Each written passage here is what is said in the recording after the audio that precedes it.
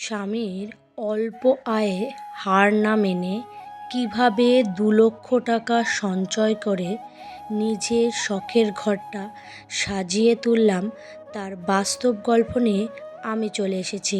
নমস্কার বন্ধুরা, রিমি লাইফস্টাইল চ্যানেলে আমি রিমি প্রতিদিনের মতন আজ আবারও চলে এসেছি নতুন একটা ভিডিও নিয়ে তোমাদের কাছে। আশা করি দূরে কাছে যে যেখান থেকে ভিডিওটা দেখছো সকলে ভালো আছো, আর তোমাদের ভালোবাসায় আমিও খুব ভালো আছি।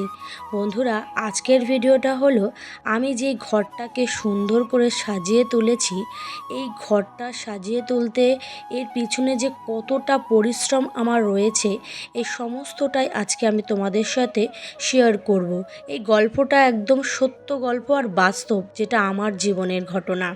কিভাবে আমি ২ লক্ষ টাকা সঞ্চয় করেছি এবং সেই ২ লক্ষ টাকা কি কাজে লাগিয়ে আমার এই ঘরটাকে এত সুন্দর করে তুলেছি, সমস্তটা বিস্তারিতভাবে আমি তোমাদেরকে বলবো। বন্ধুরা, যখন আমার বিয়ে হয় তখন এই ঘরটা ছিল শুধু দেওয়ালের, মানে কি বলবো, ইটগুলো শুধু গাঁথা আর নিচটা কোনো মতে একটু রাব ঢালাই দেওয়া। সেই ঘরটাকে আমি আজকে এত সুন্দর করেছি। এই যে ঘরটাকে সুন্দর করার পিছনে কিন্তু আমার সত্যি খুব পরিশ্রম আছে, কারণ আমি যৌথ পরিবারে থাকি। আমি চাইলে ধুমধাম একটা জিনিস করে ফেলতে পারবো না, বা আমার হাজব্যান্ড চাইলেও আমার পিছনে মানে এক্সট্রা টাকা সহজে খরচ করতে পারবে না, কারণ আমরা একটা যৌথ ফ্যামিলিতে থাকি। আমাদের একটা নিয়ম নীতি রয়েছে, সেই নিয়ম নীতি অনুযায়ী কিন্তু কাজ করতে হয়। কিন্তু তার জন্য যে আমার নিজের উন্নতি করব না, সেটা কিন্তু আমি বিন্দুমাত্র ভাবিনি, কারণ আমার নিজেরও একটা শখ আছে, আমার নিজেরও উন্নতি করতে হবে। তাই আমি প্রথম দিন থেকেই একটু হিসেব করে চলেছি। এই হিসেব করে চলতে চলতে যখন আমার ২ লক্ষ টাকা সঞ্চয় হয়, তখনই কিন্তু আমি আমার এই ঘরে হাত দিই। যাই হোক, অনেক কথাই তো বললাম, এবার বলি কিভাবে ২ লক্ষ টাকাটা আমি সঞ্চয় করলাম। প্রতিদিন আমি কি করতাম, অল্প অল্প করে টাকা সঞ্চয় করতাম। ওই বলতে পারো ১০ টাকা, ২০ টাকা, কোনো দিন ৫০ টাকা। এইভাবে কিন্তু আমি অল্প অল্প করে আমার একটা মাটির ব্যাংকে বা মাটির ঘটে, সেখানে আমি অল্প অল্প করে টাকা সঞ্চয় করতাম। তো প্রায় বলতে পারো দীর্ঘদিন জমানোর পর যখন ঘরটা ভরে যেত, তখন ওটাকে ভেঙে যা অঙ্কের টাকা হতো সেইটা আমি ব্যাংকে রেখে আসতাম। আরেকটা কি করতাম, খরচটাকে কন্ট্রোল করতাম। এটা বলতে পারো ২ নম্বর উপায়, যেটা খুবই করা দরকার। খরচ কন্ট্রোল করতাম। সংসারের খরচটা কিন্তু একটু হিসেব করেই করতাম। অপ্রয়োজনীয় জিনিসগুলো একটু কম কেনাকাটি করতাম, আর বেশিরভাগই না একটু ডিসকাউন্টে দেওয়া সেই সমস্ত জিনিস কিনতাম। দেখে শুনে কিনতাম, দরদাম করে হয়তো জিনিসপত্র কেনাকাটি করতাম, কিন্তু ডিসকাউন্টের জিনিস কিন্তু সবসময় ভালো হয় না। কিন্তু একটু দেখে শুনে কেনাকাটি করলে কিন্তু হয়ে যায়, একটু লাভ হতো। এইভাবে চলাফেরা করেছি। বলতে পারো বিয়ের প্রায় ৩টে বছর কিন্তু খুবই কষ্ট করে এইভাবে হিসেব করে বলতে পারো চলেছি। এবার আমি ৩ নম্বর উপায়টা যেটা বলি, লুকিয়ে সঞ্চয়। ওই যে প্রথমেই আমি বললাম যে অল্প অল্প যে টাকাটা সঞ্চয় হতো, সেটা কিন্তু আমি আলাদা একটা অ্যাকাউন্টে রেখে আসতাম। সেটা আমার স্বামীকে আমি একদমই জানাতাম না, কারণ জানাতাম না, তারা যদি জানে তারা কোনো না কোনো কাজে কিন্তু আমার টাকাটা খাটিয়ে ফেললে আমার হাতে কিন্তু আর টাকাটা থাকতো না। তাই চেষ্টা করতাম তাদেরকে না জানিয়ে টাকাটাকে সঞ্চয় করে রাখা, কাউকে জানাতাম না। আমি অল্প অল্প করে এইভাবে অল্প অল্প টাকা জমতো আর আমি ব্যাংকে রেখে আসতাম। প্রায় দীর্ঘ বলতে পারো রাখার পরে আমার কিন্তু হয়তো ১-২ দিনের মধ্যে হয়নি, প্রায় ৩টে বছর, প্রায় ৪টে বছর কেটে গেছে। তারপরে গিয়ে আমি ঘরের এই সৌন্দর্য ফুটিয়ে তুলতে পেরেছি। আমাকে দীর্ঘ পরিশ্রম করতে হয়েছে এবং বুদ্ধি খাটাতে হয়েছে।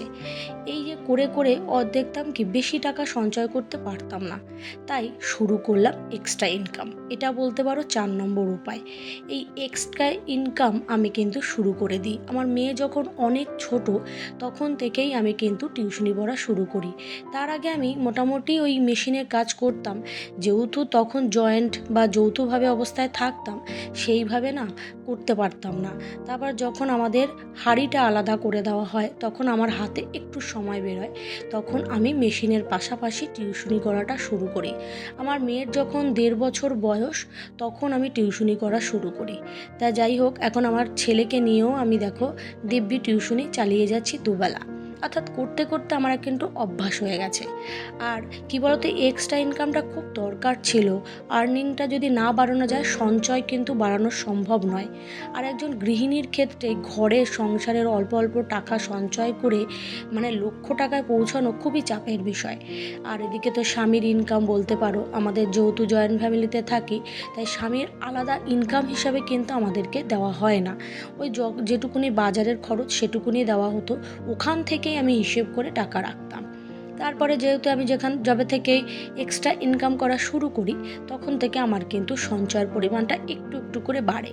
এই একটু একটু বাড়তে বাড়তে যখন আমার হাতে প্রায় 1.5 লাখ টাকা সঞ্চয় হয়, তখন আমি ঠিক করি যে হ্যাঁ, এবার আমি আমার ঘরের প্লাস্টার করব, সুন্দর করে দেয়াল রং করে মানে পটি টটি করে একবার রেডি করব, এবং নিচে নিচে মেজে না করে পাথর বসাবো। অর্থাৎ আমার খুব শখ হলো আমি এবার আমার ঘরের পেছনে টাকা খরচ করব, এবং সেই ভাবনাতেই আমি ঘরে হাত দিই। এবং ততদিনে আমার প্রায় 1.5 লাখ টাকা থেকে 2 লাখ টাকা অল্প অল্প করে সঞ্চয় হয়ে যায়। যেহেতু আমি টাকা একদমই তুলিনি, সত্যি কথা বলতে আমি একদমই তুলিনি, আমি লক্ষ্য রেখেছিলাম যে আমি 2 লাখ টাকা সঞ্চয় করব। আমি সেই লক্ষ্যটাকে কিন্তু একেবারে ধরে রেখেছিলাম। এটা বলতে পারো আমার 5 নম্বর উপায়। আমি কিন্তু 2 লাখ টাকা কীভাবে সঞ্চয় করলাম, এটাও কিন্তু আমি উপায়ের মাধ্যমে তোমাদেরকে বলে দিয়েছি। তোমরা চাইলে কিন্তু করতে পারবে। অনেকে আমাকে কমেন্ট করে যে দিদি ভাই, তুমি যত এত টাকা সঞ্চয় করো, তাহলে তোমার দেওয়াল এখনো প্লাস্টার হয়নি কেন? তাদেরকে বলি, আমার ঘরের 2টো দেওয়াল কিন্তু অলরেডি প্লাস্টার করে আমি সুন্দর করে পট্টি করে পাথর বসিয়ে সুন্দর করে তুলেছি। হ্যাঁ, বাড়ির অনেক অংশে সম্পূর্ণ করা আমার পক্ষে সম্ভব নয়, যেহেতু আমাদের বাড়িতে বলতে পারো 20 জন সদস্য। এবার ভিডিও যখন করি, কারো হয়তো ঘরের ভিডিও করা হয়, তার কিন্তু কমপ্লিট হয়নি। সবার তো আর সমান না, সবাই আস্তে আস্তে করে করবে, আমি করে ফেলেছি আগে, সেই দিক থেকে বলি।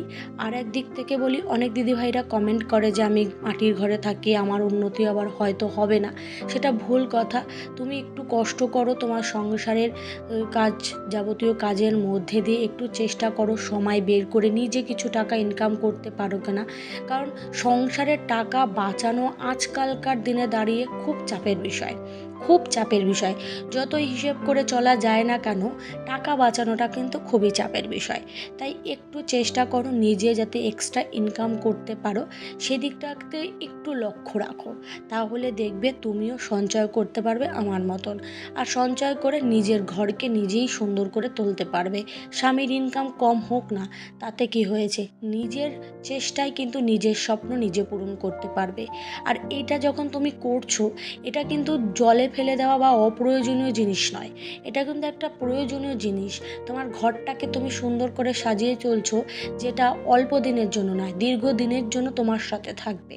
তাই জন্য একটু ভালো করে, একটু পোক্ত করে করার চেষ্টা করলে অবশ্যই হবে। যদি তুমি টাকা সঞ্চয় করতে চাও, নিজের লক্ষ্যটাকে স্থির রাখো, সামনের দিকে এগিয়ে যাও, দেখবে সফলতা অনায়াসে অর্জন করতে পারছো। এই হোক, ভিডিওর মাধ্যমে অনেক কথা তোমাদের সাথে তুলে ধরলাম, যেটা একদম বাস্তব, আমার নিজস্ব কথা। যে কথার মধ্যে আমি একদম মিথ্যা কথা বলিনি, আমি কিন্তু আমার নিজস্ব কথাটাকে একদম বাস্তবের মাধ্যমে তোমাদেরকে তুলে ধরেছি। হ্যাঁ, কথা বলতে বলতে হয়তো কথার কোনো অংশে ভুল হয়ে যদি যায়, তাহলে ক্ষমা করে দিও, কারণ আমি মানুষ তো, একটু আধটু ভুল তো হতেই পারে। চেষ্টা করি ভিডিওটা একদম সত্যি এবং বাস্তবের মাধ্যমে তোমাদের সাথে ব্যাখ্যা করার। আর আমি যে কথাগুলো বলি না বন্ধুরা, এটা একদম সত্যি কথা, এটা আমার নিজস্ব অভিজ্ঞতা। আমার নিজস্ব অভিজ্ঞতা আমি একদম কি বলবো, বিস্তারিতভাবে তোমাদের সাথে শেয়ার করতে পারি। কথা বলতে বলতে প্রায় অনেকটা চলে এসেছি। ঘরের কিছু কাজ আছে, সেগুলো তো মিটিয়ে ফেলেছি। আর ঘরটাকে তো দেখেছোই, সুন্দর করে পরিষ্কার পরিচ্ছন্ন করে নিয়েছি। তার সঙ্গে এই যে কিছু জামা কাপড় বেরিয়েছে, সেগুলোকে আগে কেচে দিচ্ছি। কি বলবো, রোদ্দুরটা একেবারে দেখো জল জল করছে।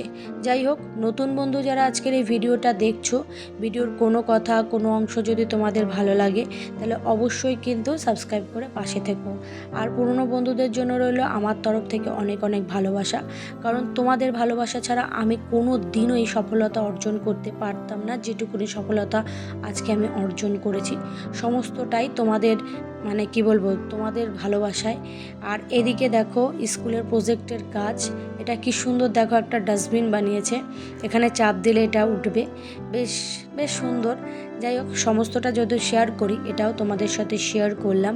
আর তোমাদের সাথে শেয়ার করার সঙ্গে সঙ্গে সত্যি কথা আমার এই বক্তব্যগুলো যে আমি বলি, এগুলো আমার বলতে খুব ভালো লাগে। আর এই যে দেখছো, এই যে ঘরটাকে সুন্দর করে পরিষ্কার করে নিয়েছি। আর আজকের মতন ভিডিওটা এই পর্যন্ত। সকলে ভালো থেকো, সুস্থ থেকো, সাবধানে থেকো, টাটা, নিজের খেয়াল রেখো।